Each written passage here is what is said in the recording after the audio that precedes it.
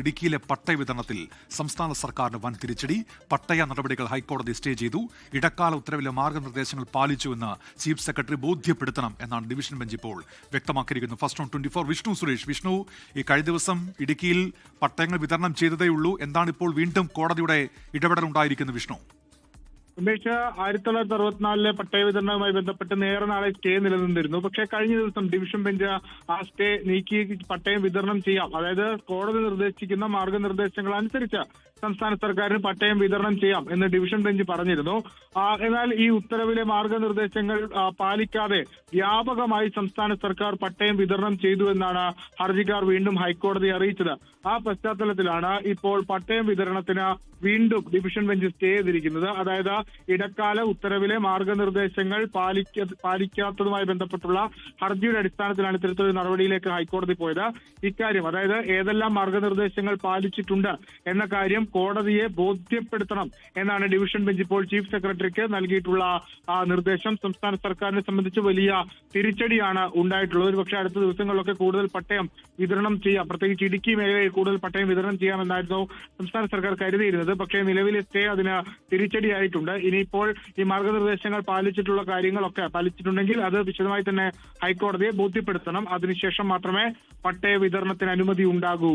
ഉന്മേഷം. വിഷ്ണു, ഇപ്പോൾ നേരത്തെയും പല ഘട്ടങ്ങളിൽ ഇത്തരത്തിൽ കോടതി ഇടപെടലുകൾ ഉണ്ടായിട്ടുണ്ട്. അതുവഴി പട്ടയ വിതരണം നീണ്ടുപോകുന്ന ഒരു സാഹചര്യമായിരുന്നു. ഇത് ഭരണനേട്ടമായി ഉയർത്തിക്കാണിച്ചുകൊണ്ടാണ് കഴിഞ്ഞ ദിവസം ഈ കോടതി വിധി വന്നതിന് തൊട്ടു പിന്നാലെ അവിടെയും പട്ടയമേള നടത്തി പട്ടയങ്ങളൊക്കെ വിതരണം ചെയ്തത്. കൂടുതൽ പട്ടയങ്ങൾ നൽകാനുള്ള നീക്കവും ഊർജിതമാക്കിയിരുന്നു. അതിനിടയിലാണല്ലോ ഇപ്പോൾ ഹൈക്കോടതിയുടെ ഈ വിധി അത് തിരിച്ചടിയാകുന്നത് സർക്കാരിന്. വിഷ്ണു, ഉന്മേഷ, കഴിഞ്ഞ തവണ ഈ സ്റ്റേ നീക്കം ചെയ്ത ഘട്ടത്തിൽ തന്നെ കോടതി കൃത്യമായി സംസ്ഥാന സർക്കാരിനോട് പറഞ്ഞിരുന്നു.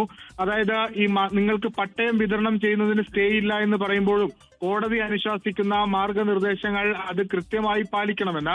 ആ മാർഗനിർദ്ദേശങ്ങൾ അനുസരിച്ച് മാത്രമേ പട്ടയം വിതരണം ചെയ്യാൻ പാടുള്ളൂ എന്നതായിരുന്നു നിർദ്ദേശം. കഴിഞ്ഞ ദിവസം പല ജില്ലകളിലും പട്ടയം വിതരണം ചെയ്തു. ഈ 1964 ചട്ടപ്രകാരമുള്ള പട്ടയ വിതരണം ഏറ്റവും കൂടുതൽ നടക്കുന്നത് ഇടുക്കി ജില്ലയിലാണ്. ആ ഇടുക്കി ജില്ലയിലെ പട്ടയ വിതരണത്തെ ചൂണ്ടിക്കാണിച്ച് കഴിഞ്ഞ ദിവസം നടന്ന പട്ടയ വിതരണമാണ് ഹർജിക്കാർ ഉയർത്തിക്കാണിച്ചത്. അതായത് വ്യാപകമായി കോടതി നിർദ്ദേശങ്ങൾ പാലിക്കാതെ പട്ടയം വിതരണം ചെയ്തു എന്നാണ് ഹർജിയിൽ പറഞ്ഞിരുന്നത്. നേരത്തെ ഹൈക്കോടതി ചൂണ്ടിക്കാണിച്ചത് ഓരോ ഫയലും ഓരോ പട്ടയവും ആധാരവും ഇഴകിറായി പരിശോധിച്ച് അതിലെ മെറിറ്റ് കണ്ടെത്തി മാർഗനിർദ്ദേശങ്ങൾ പാലിച്ചിട്ടുണ്ടോ എന്ന് പരിശോധിച്ച് വേണം പട്ടയം വിതരണം. പക്ഷേ ആ മാനദണ്ഡങ്ങൾ പാലിക്കപ്പെട്ടിട്ടില്ല എന്നാണ് ഹർജിക്കാർ കോടതിയെ ധരിപ്പിച്ചത്. ആ പശ്ചാത്തലത്തിലാണ് ഹൈക്കോടതിയെ ഇക്കാര്യം ബോധ്യപ്പെടുത്താൻ, അത് ഇടക്കാല ഉത്തരവിലെ മാർഗനിർദ്ദേശങ്ങൾ പാലിച്ചിട്ടുണ്ടോ എന്ന കാര്യം ബോധ്യപ്പെടുത്താൻ ചീഫ് സെക്രട്ടറിയോട് ആവശ്യപ്പെട്ടിരിക്കുന്നത്. ചീഫ് സെക്രട്ടറി അടുത്ത ദിവസം തന്നെ അതുമായി ബന്ധപ്പെട്ട സത്യവാങ്മൂലമോ അതല്ലെങ്കിൽ അദ്ദേഹം നേരിട്ടോ അക്കാര്യം അറിയിക്കാനുള്ള സാധ്യതയാണ് നിലവിലുള്ളത്.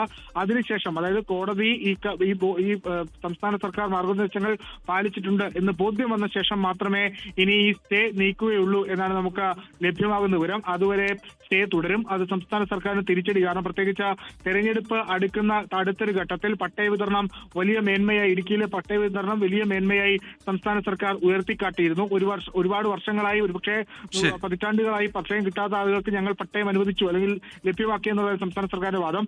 അതിനാണ് ഇപ്പോൾ തിരിച്ചടിയേറ്റിരിക്കുന്നത്. വിഷ്ണു, തുടരുക. ഇപ്പോൾ രാഹുൽ വിജയൻ കൂടി ചേരുന്നുണ്ട് ഇടുക്കിയിൽ നിന്ന്. രാഹുൽ, കഴിഞ്ഞ ദിവസമാണല്ലോ ചെറുതോണിയിൽ മന്ത്രി റോഷി അഗസ്റ്റിന്റെ നേതൃത്വത്തിൽ ഈ പട്ടയ വിതരണമൊക്കെ നടന്നത്. അതിനെ വലിയ ആഘോഷമാക്കുന്നുണ്ട് ജില്ലയിലെ LDF നേതൃത്വം.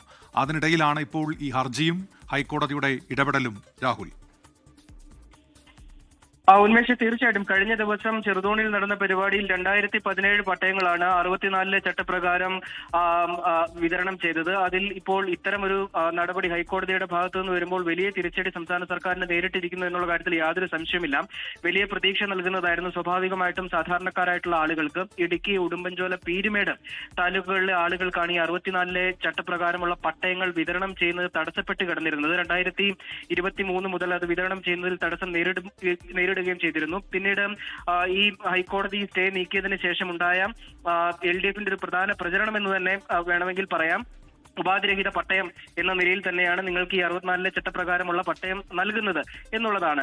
നേരത്തെ തന്നെ തയ്യാറാക്കി വെച്ചിരുന്ന പട്ടയം ഈ സ്റ്റേ മാറിയ ഉടൻ തന്നെ വിതരണം ചെയ്യുക എന്ന് പറയുമ്പോൾ അതിലെ നടപടിക്രമങ്ങൾ എങ്ങനെ പാലിക്കപ്പെട്ടു എന്നുള്ളത് സ്വാഭാവികമായിട്ടും ഒരു സംശയം ഉയരുന്ന കാര്യം തന്നെയായിരുന്നു. കാരണം നേരത്തെ തന്നെ നിർമ്മാണ നിരോധനം ഉൾപ്പെടെയുള്ള കാര്യങ്ങളിൽ 64 ചട്ടപ്രകാരം നിർമ്മാണം നടക്കുന്നത് ഏത് വിധേനയായിരിക്കണം എന്നുള്ള കൃത്യമായ നിബന്ധനകളുണ്ട്. അത് മറികടന്നുകൊണ്ടുള്ള രീതിയിലാണ് ഈ പട്ടയങ്ങളുടെ ഒക്കെ വിതരണം നടത്താൻ വേണ്ടി തീരുമാനിച്ചിരുന്നത്. അങ്ങനെയാണോ ഈ വിതരണം നടത്തിയിരിക്കുന്നത് എന്നുള്ളത് സ്വാഭാവികമായിട്ടും പ്രതിപക്ഷം തന്നെ ഉന്നയിച്ചൊരു കാര്യമാണ്. അതിലാണ് ഇപ്പോൾ ഹൈക്കോടതിയും ഒരു സംശയം പ്രകടിപ്പിച്ചിരിക്കുന്നത്. എന്തായാലും വലിയ തിരിച്ചടി സ്വാഭാവികമായിട്ടും ഇടുക്കിയിൽ നേരിടുന്നു, ആളുകൾക്ക് നേരിടും എന്നുള്ള കാര്യത്തിൽ യാതൊരു സംശയമില്ല. പട്ടയം കിട്ടിയ ആളുകളൊക്കെ വലിയ പ്രതീക്ഷയിലായിരുന്നു. കാരണം പല നിർമ്മാണ പ്രവൃത്തികളും തടസ്സപ്പെട്ട് കിടക്കുകയായിരുന്നു. പലതരത്തിലുള്ള നൂലാമാലകൾ ഈ വിഷയവുമായി ബന്ധപ്പെട്ട് പട്ടയം ലഭിക്കാത്തതിനെ തുടർന്ന് ഉണ്ടായിരുന്നു.